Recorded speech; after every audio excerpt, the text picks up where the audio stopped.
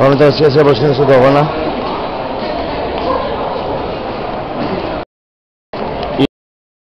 Η ώρα πριν τον αγώνα έχει πάρα πολύ κόσμο. Έχει μαζευτεί έγκαιρα. Έχει μαζευτεί έγκαιρα για να δει τον αγώνα και όχι τελευταία στιγμή όπως στους αγώνες ελληνικούς. Οι αθλητές ήδη δεν έχει μπουφέδες.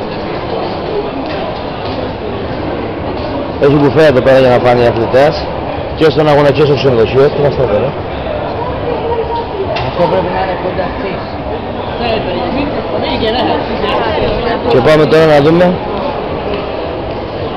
πού θα μπορέσουμε να καθίσουμε, γιατί ήθελα σχετικά έγκαιρα σήμερα.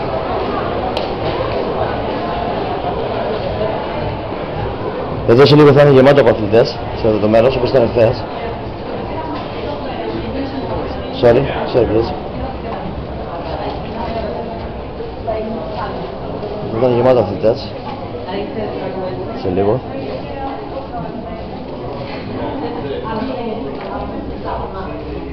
Είσαι εδώ, θα καματσιθούμε κάπου όπως εχθές.